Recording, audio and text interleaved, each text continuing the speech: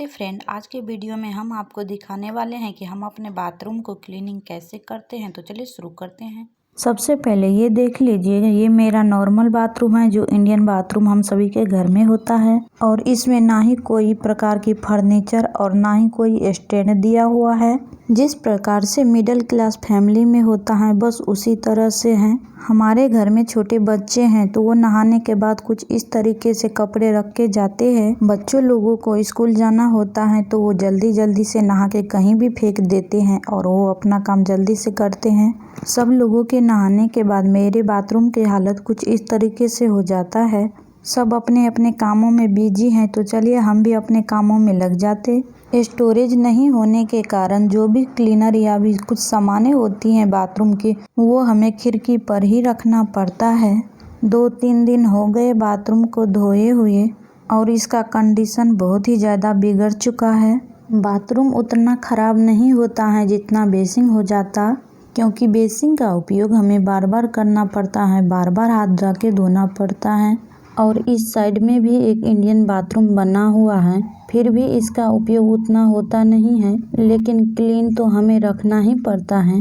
सबसे पहले बाथरूम को खाली कर लेंगे, जो भी कपड़े यहाँ पे पड़े हुए हैं उनको हटा देंगे ताकि क्लीन करते समय कोई परेशानियां ना हो। उसके बाद इन सभी के ऊपर पानी के छिड़काव करेंगे। 2-3 दिन हो गया बाथरूम को धोकर, तो जो भी कचरा उसमें माटी उटी जमा हुआ है वो सब सूख गया है, तो उनको अच्छे से भिगो देंगे जिसके कारण सारा कचरा निकल जाएगा। सबसे पहले नल को हम अच्छे से साफ करेंगे और इसे साफ करने के लिए हम नॉर्मली जो बर्तन घर में धोए जाते हैं उसी के साबुन से हम नल को साफ करेंगे, क्योंकि नल भी हमारा स्टेनलेस स्टील का है। बाथरूम के नल को साफ करने के लिए हार्पिक का उपयोग ना करें, उसमें दाग लग जाते हैं। या फिर इन्हें साफ करने के लिए भीम लिक्विड का भी उपयोग कर सकते हैं। स्क्रबर भी हम वही लेंगे जो हम बर्तन के लिए उपयोग करते हैं। बाथरूम धोने के लिए हमने अलग से एक स्क्रबर रखा हुआ है और हम इनको ऐसे ही धोते हैं जिससे बहुत अच्छे से साफ हो जाता है। वैसे तो मार्केट में बहुत सारे स्प्रे अवेलेबल हैं साफ करने के लिए, लेकिन आप इससे भी साफ करेंगे तो बहुत अच्छे से साफ हो जाता है।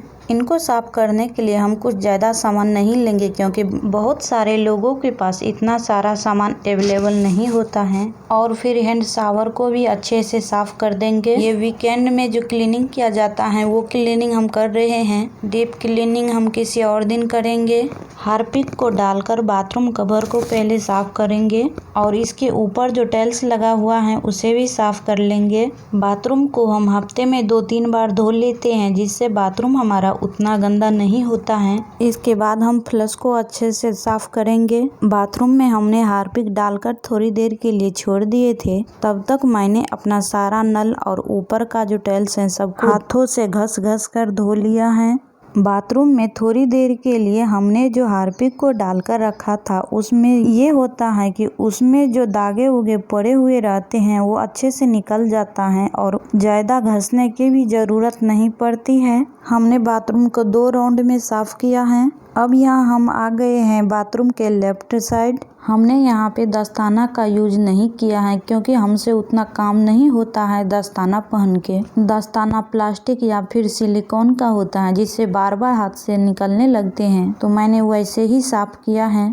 और यहाँ पे लगा है साबुन स्टैंड, जिसे हमने अच्छे से साफ कर दिया साबुन लगाकर। बाथरूम में जो सबसे गंदा होता है वो होता है साबुन स्टैंड, क्योंकि साबुन गीला रहता है जिससे स्टैंड में चिपक जाता है, तो उसे हमने बहुत ही अच्छे से क्लीन किया है। इसके बाद बाथरूम के दरवाजा को भी हमने साबुन लगाकर धो लिया है। दरवाजा पर साबुन के छींटे उड़ने के कारण दरवाजा भी बहुत गंदा हो जाता और हमें इसे भी साफ करना पड़ता है। अब हम करेंगे नीचे के फर्श को साफ, तो इसके लिए हमने यहाँ पे फ्लोर क्लीनर डालकर और साबुन जो छोटा मोटा टुकड़ा बाथरूम में बच जाता है उसको हमने इसमें डालकर अच्छे से घस लिया है। बाथरूम में जो नहाने वाला साबुन होता है उससे दाग बहुत अच्छे से निकल जाता है। और हमने यहाँ पे हार्पिक, क्लीनर, साबुन तीनों को डालकर अच्छे से साफ किया है। इन सबको हो जाने के बाद जो भी बाथरूम में कचरा गोला हो जाता है हम उन्हें निकाल लेंगे और इनको तभी निकाल कर फेंक देंगे ताकि बाद में ये खराब ना हो। सबसे जो गंदा होता है इसका यही भाग होता है। जाली के नीचे से थोड़ा बहुत गंदगियां होती हैं जिससे स्मेलें आते रहते हैं।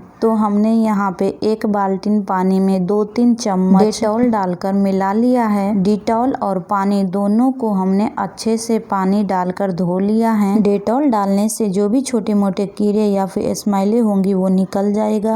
अब हमें क्लीन करना है बेसिन। तो बेसिन क्लीन करने से पहले हम नल को साफ करेंगे। इनको साफ करने के लिए मार्केट में जो प्लास्टिक का स्क्रबर आता है तार जैसे, तो उसी से हम इनको साफ करेंगे और इसका रेट भी ज़्यादा नहीं है, 5 से 10 रुपये में ये आसानी से मिल जाता है। इसके बाद हम हैंड वॉश के बोतल को अच्छे से क्लीन करेंगे। बोतल भी क्लीन रहना बहुत ही ज़रूरी होता है। जितना हम इन सभी को साफ करेंगे उतना ही हम हेल्दी रहेंगे, तो ये सब साफ करना बहुत ही ज़रूरी होता है। अब हम बेसिन के ऊपर पानी डालकर अच्छे से क्लीन कर लेंगे और यहाँ बेसिन के सामने ही हमारा बहुत ही बड़ा सा आईना लगा हुआ है, तो इनको भी हमें बहुत ही अच्छे से क्लीन करना है। लेकिन इन्हें साफ करना बहुत ही रिस्की का काम होता है क्योंकि हमें बहुत ही डर लगता रहता है। तो इनको भी बहुत ही हल्के हाथों से साफ करेंगे और पानी डालकर अच्छे से धो लेंगे। लास्ट में बेसिन के जो अंदर गंदा लगा रहता है वो बहुत ही कठिन होता है निकालना। बटन के अंदर स्क्रबर को डालकर अच्छे से घुमाएंगे जिससे अंदर का कचरा स्क्रबर में अच्छे से लग जाएगा और इनको पानी से अच्छे से धो लेंगे। तो ये देखिए हमने कितने अच्छे से क्लीन कर लिया है। अगर हम चाहेंगे तो आसानी से बिना खर्च किए हुए क्लीन कर सकते हैं, लेकिन करने का मन होना चाहिए। और यहाँ बेसिन धोने के बाद टाइल्स पर जो भी पानी गिरा हुआ था हमने उसे क्लॉथ से अच्छे से पोंछ लिया है और ये देखिए कितना अच्छा क्लीन हुआ है। हमारे घर का बेस्ट एरिया यहीं पे है, जो घर में घुसते ही सामने में ये दिख जाता और बहुत ही अच्छा लगता है। तो इनको साफ करना तो बहुत ही ज़्यादा ज़रूरी है। इनको हम नहाने से पहले 1 हाथ जरूर लगा लेते हैं जिससे ये क्लीन हो जाता है। तो ये देखिए गिलास भी बहुत अच्छे से क्लीन हुआ है। और अब चलते हैं बाथरूम में। तो आप देख सकते हैं कितना अच्छा साफ हुआ है। और इनको साफ करने के लिए मैंने बाहर से कुछ भी नहीं लाया है साफ करने के लिए। बस 1-2 चीज से हमने साफ किया है जो कि हमारे घर में रहता ही है। और इनको हम जब भी साफ करते हैं तब नहाने से पहले करते हैं, उसके बाद हम नहाते हैं, या फिर जब भी मुझे बाल धोना होता है उसी दिन मैं ये धोती हूँ, जिससे बाल धोना और इनको धोना दोनों आसान हो जाता है। बाथरूम धोएंगे तो बाल धोकर नहाना तो बहुत ही जरूरी होता है। इन सभी को होने के बाद अब इसको 1 घंटे के लिए दरवाजा खोल कर रखेंगे ताकि अच्छे से सूख जाए।